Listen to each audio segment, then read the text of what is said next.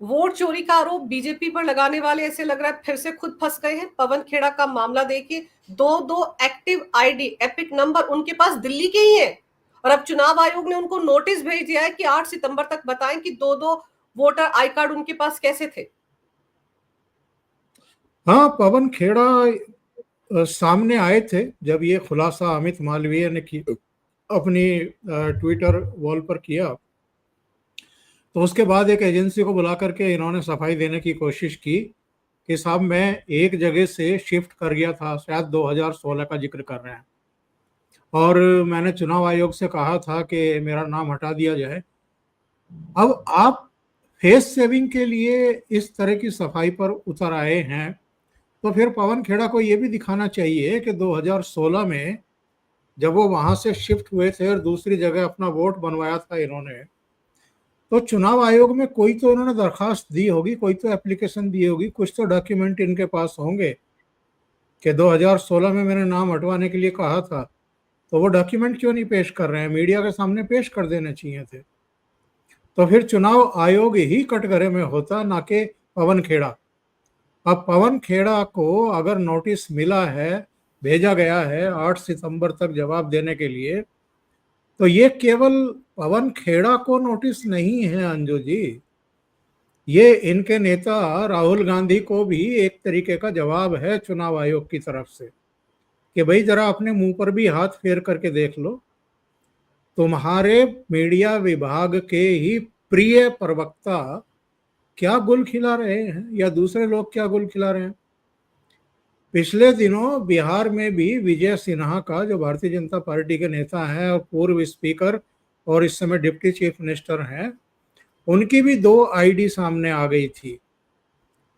मेरा कहना सिर्फ इतना है कि पवन खेड़ा हो, विजय सिन्हा हो या कोई और हो, इस देश में ऐसे बहुत सारे लोग हैं भाई जो अपना गांव छोड़ करके रोजी रोटी के लिए शहर में आए हैं। ऐसे बहुत सारे लोग हैं जो महानगरों में गए हैं, मेट्रोपॉलिटन सिटीज में गए हैं, उनके गांव में भी अभी तक वोटर आईडी कार्ड चल रहे हैं और शहर में आकर के उन्होंने नए बनवा लिए।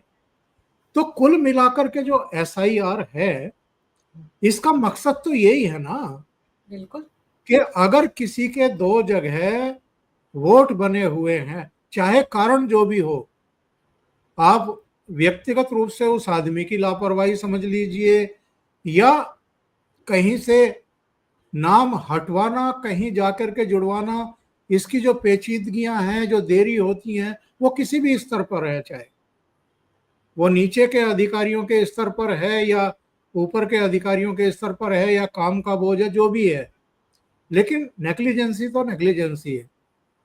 उसको दूर करने के लिए जो भी व्याधियां हैं, जो भी परेशानियां हैं, जो भी शिकायतें हैं, और अगर डबल नाम है, 2 जगह आपके एपिक कार्ड बने हुए हैं, नंबर हैं आपके पास, या आप कहीं शिफ्ट कर गए हैं, या परमानेंटली आप धरती छोड़ गए, देश छोड़ गए, राज्य छोड़ गए और ऊपर चले गए, तो आपका नाम क्यों नहीं कटना चाहिए मतदाता सूची से? बिल्कुल। तो अगर ये मुहिम चल रही है, तो आप हल्ला क्यों मचा रहे हैं?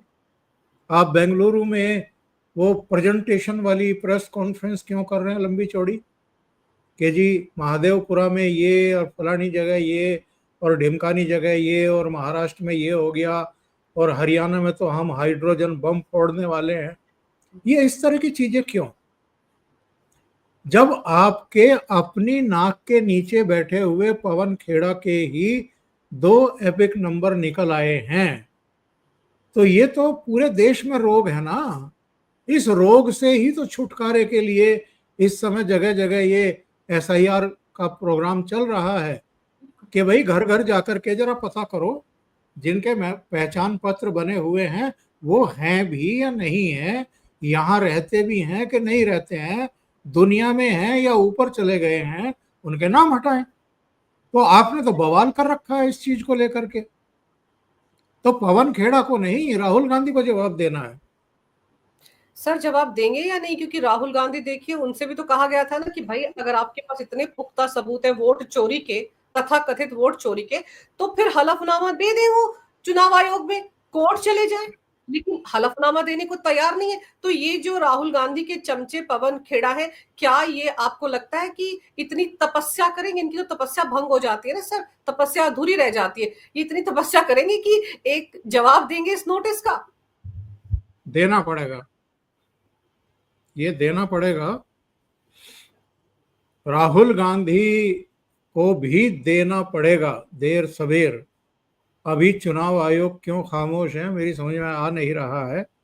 ये परफेक्ट केस था, क्योंकि इन्होंने चुनाव आयोग की जो एक स्वतंत्र तरीके से, तटस्थ तरीके से, पंक्चुअलिटी के साथ और 24 घंटे के भीतर रिजल्ट देने वाले चुनाव आयोग की छवि बर्बाद की है, उसकी मानहानि की है, देश में भी और विदेशों में भी। हमारा जो चुनाव आयोग है वो जाना जाता है पंक्चुअलिटी के लिए, तटस्थता के लिए, स्वतंत्र रूप से काम करने के लिए, निष्पक्ष तरीके से फैसले लेने के लिए।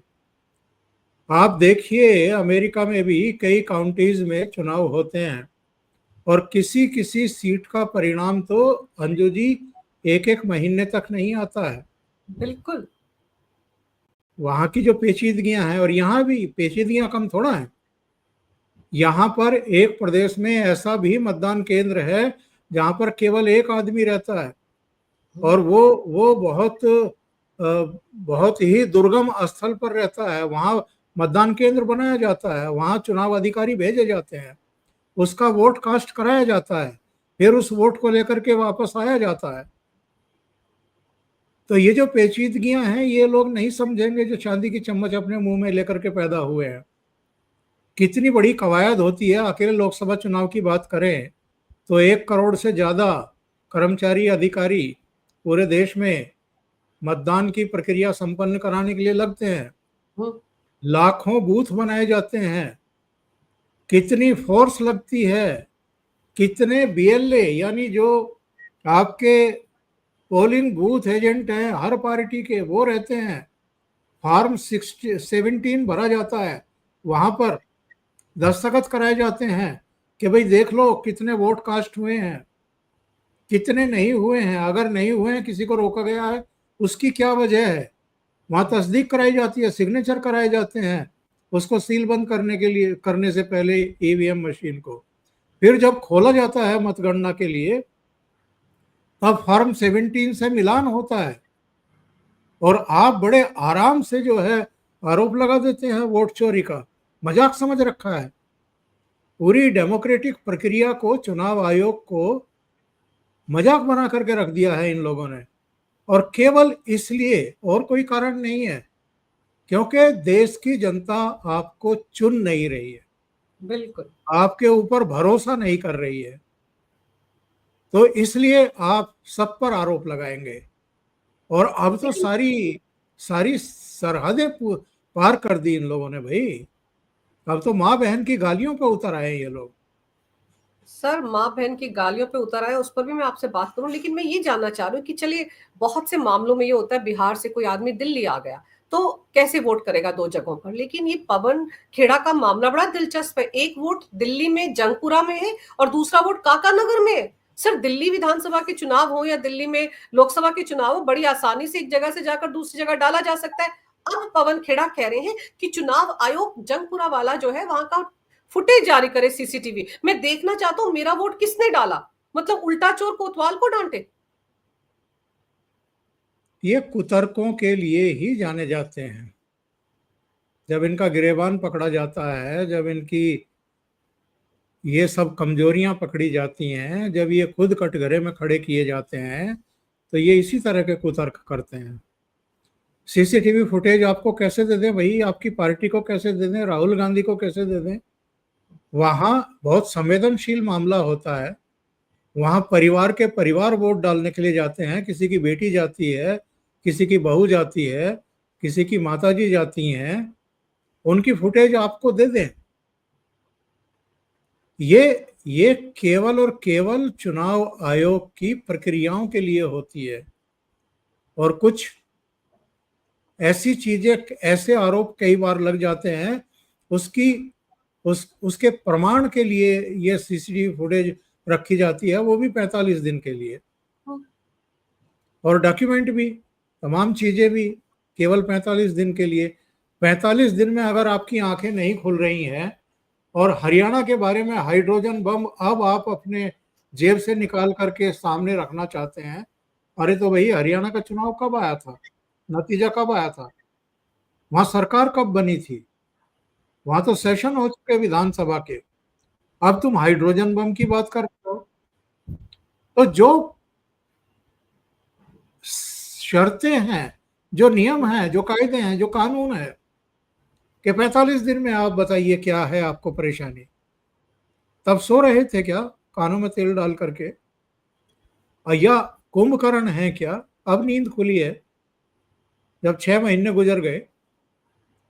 तो ये सिर्फ और सिर्फ ड्रामा किया जा रहा है और कुछ नहीं है, लोगों का ध्यान भटकाने के लिए। और क्या क्या कहा था, पार्लियामेंट में खड़े होकर के कहा था कि ऐसा भूकंप आएगा, फिर कहा गया कि एटम बम।